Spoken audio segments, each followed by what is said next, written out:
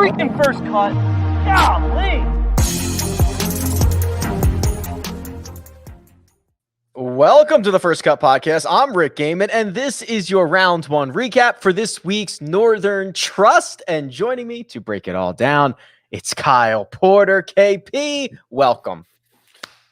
Man, it felt like it started a little slow today, and then the last hour has just been frenetic. It's been really, really fun. So we got a lot to talk about after just 18 holes.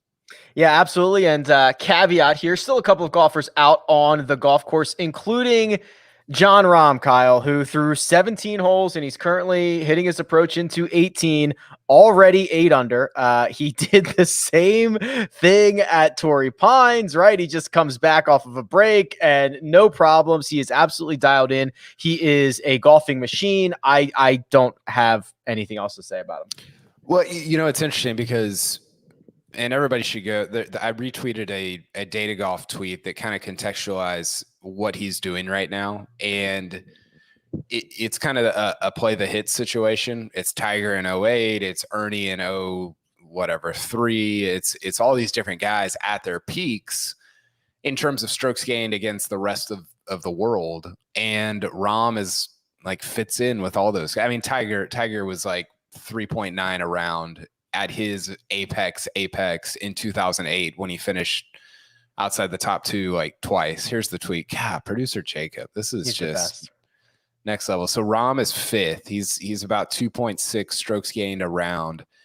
And I think you could, I don't know. I actually don't know if this is normalized to like I guess what I would say is I think Rahm's competition overall is probably a little deeper and better. I don't know if these numbers are normalized for that, but regardless, the point remains, I think we're kind of underrating, and I've tried to talk about it a ton, but I think even as much as we've talked about it, we're kind of underrating what Rahm is doing right now. I mean, he's just like, and the scary thing about him, Rick, is it doesn't feel that crazy. It doesn't feel like, oh, well, he's just, playing away. Like, it doesn't feel like a Jason Day 2015 situation, right? I also still feel like he leaves strokes out there, which is so crazy. He hit some shots and I'm like, oh yeah. I'm like, he left like 2 more out there. It's kind of wild. To me, the questions are, how long can you keep it going for? Right. And the other thing, sure. And the other thing is, it's weird because during this peak, I don't know where we start and finish this, but he has 1 win, right? Torrey.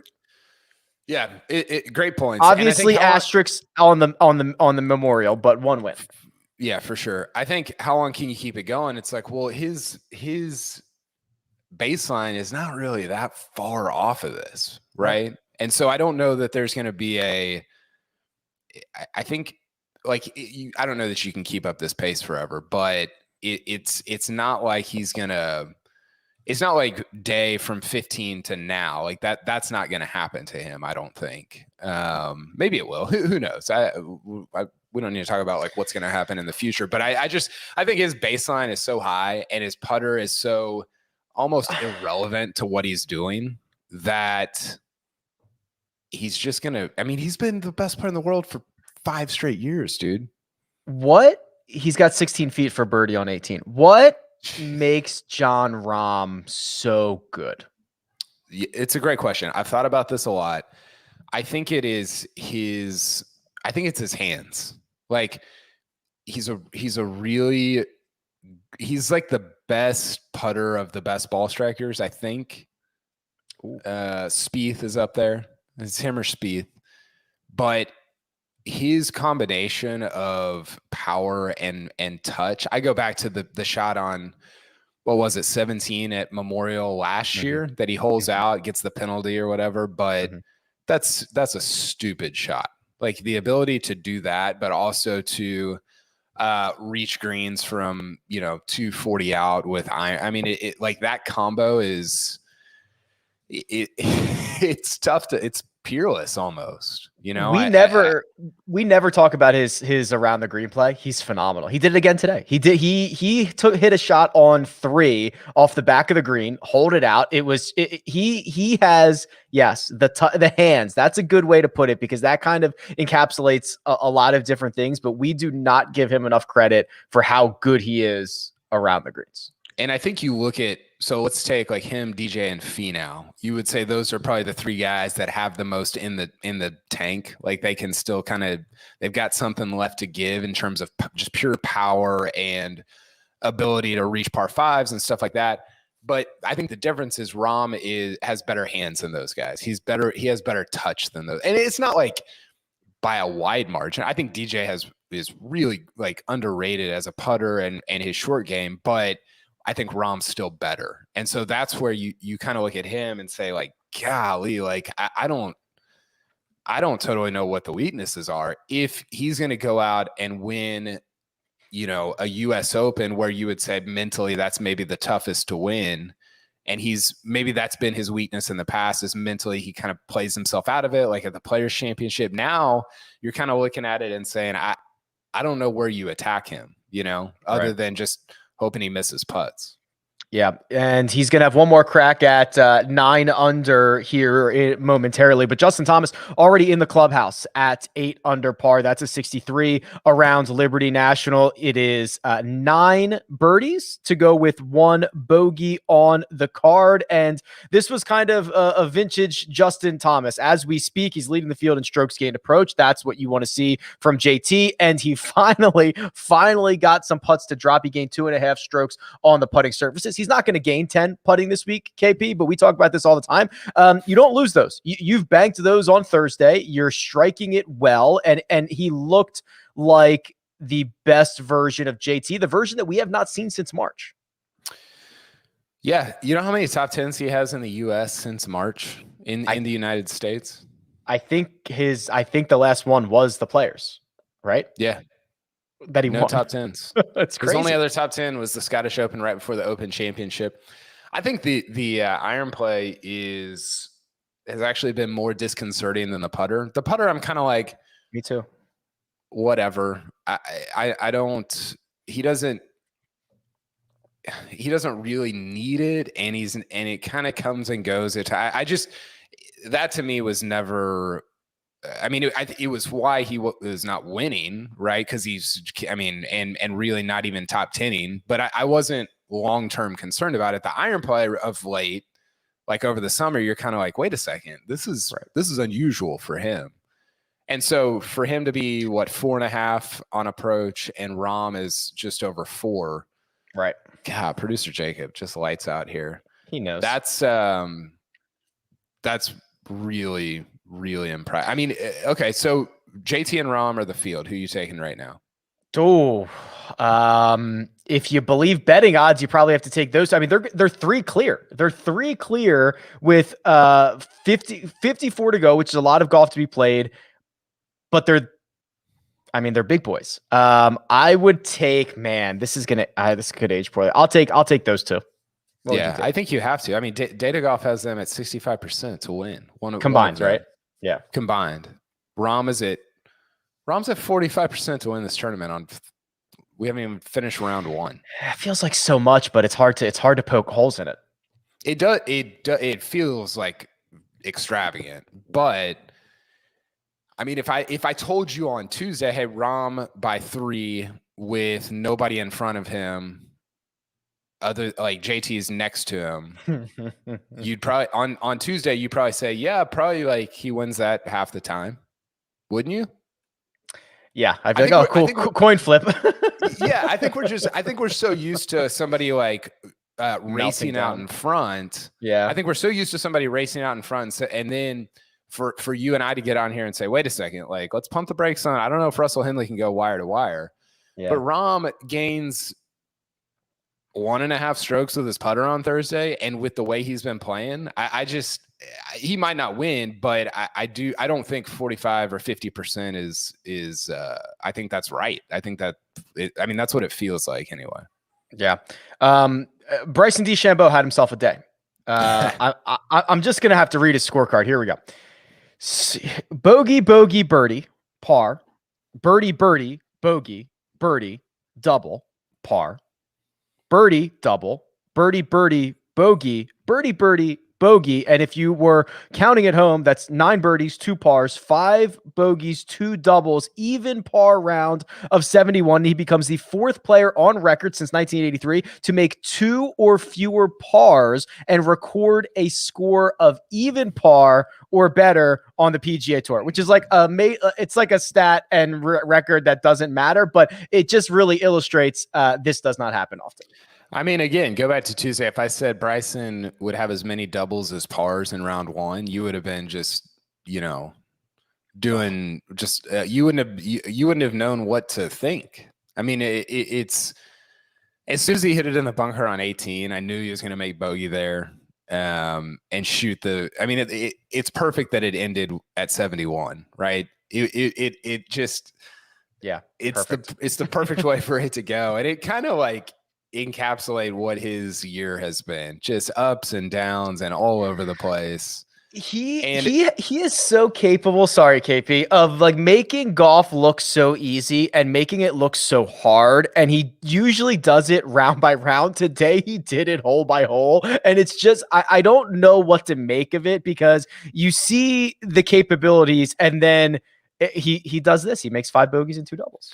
But isn't that like what he's trying to do essentially with the length thing, where if you're going to be that long, when it works, it is easy. It is like statistically easier for him than anybody else. Yeah. But when it doesn't work, and I can't say that it's statistically harder because you're still further down, but it just I think his variance in terms of like his misses when it's not working, he just gets himself into these insane spots. And that's why, I mean, going back to the US Open, I thought to do that for 4 straight rounds and to close like he did, that's mega impressive, because it's not like he like let up on his strategy. It was the same strategy throughout. I think it's very, very difficult to maintain that for 4 straight days, even to do it at Arnold Palmer at Bay Hill earlier this year. It's almost more, I don't know. It feels really impressive when it works for 4 straight days, because it always feels like it's about to go off the rails. Mm-hmm. And to your point, I think that is by design. I think this is kind of the plan, not to shoot a 71 and do all that stuff, but like this is kind of the plan. Embrace the volatility a little bit.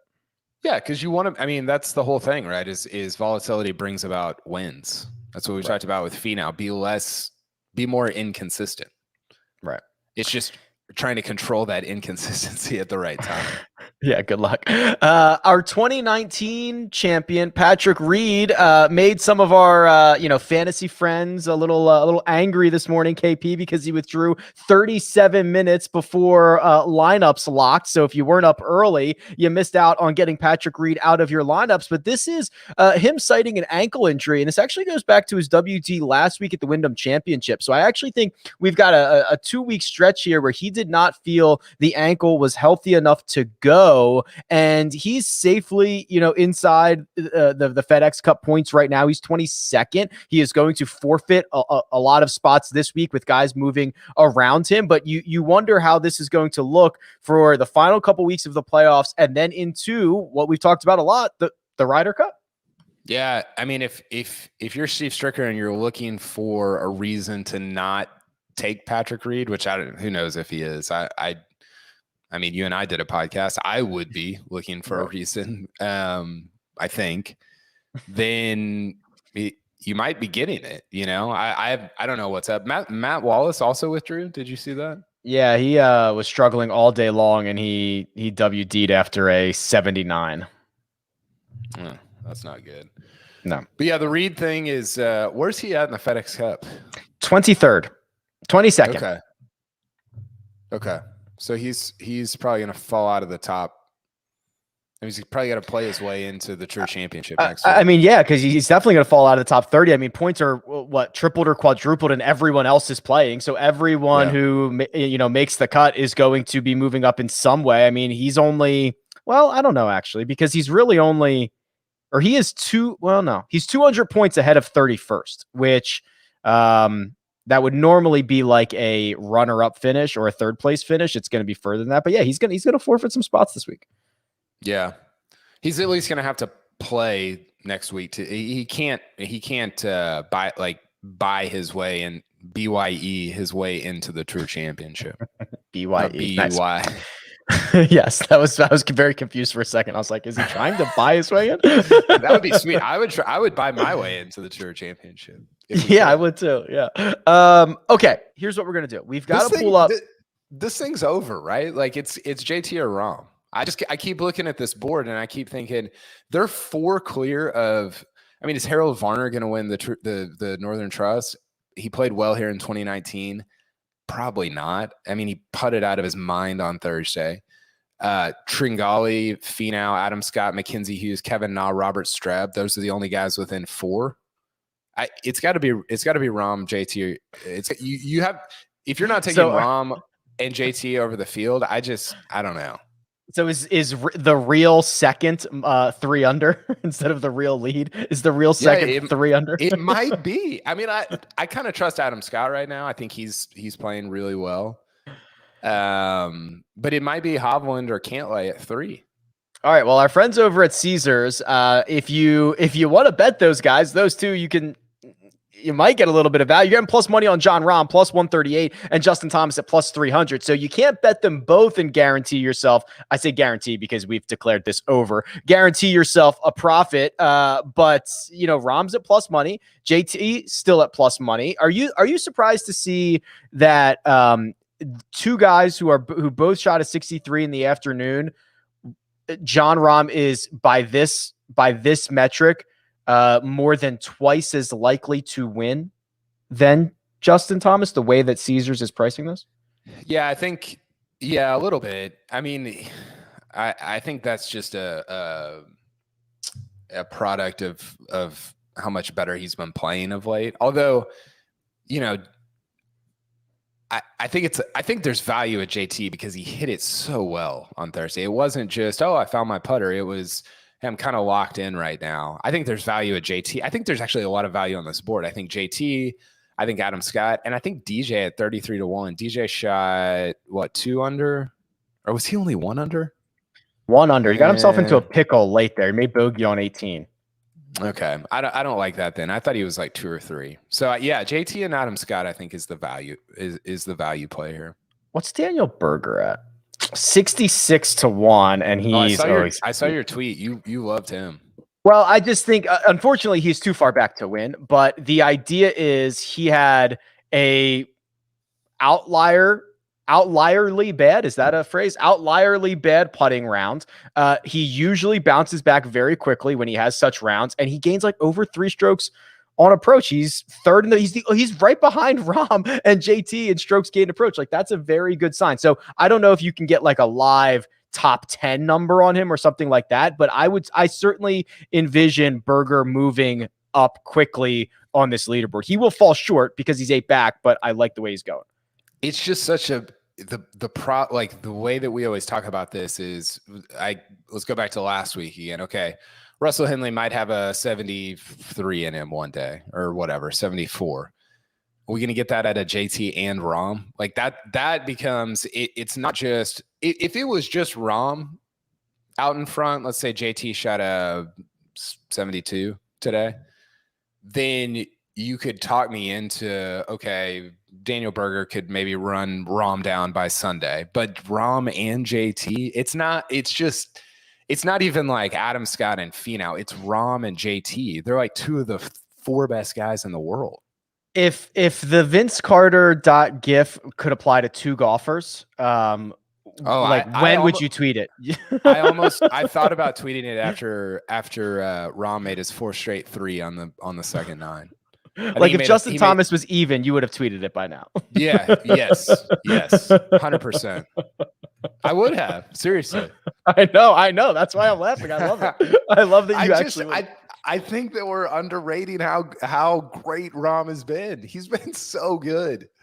But like he's been beaten by 3 guys on average in the last 5 tournaments.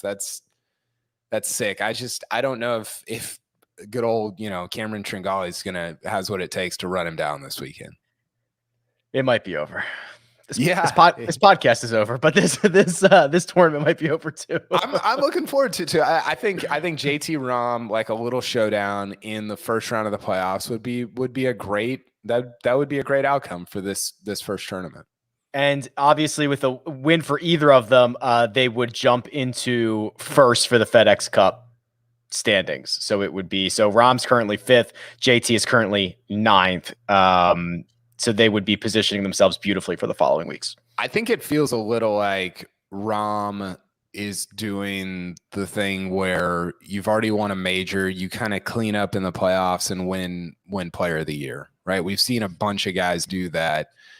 We saw Spieth do it when he won the Tour Championship. We saw JT do it when he won the Tour Championship. That's what it feels like is happening with Rahm right now, where the wins that you were talking about at the top come like there's like a windfall of them at the very end of the year.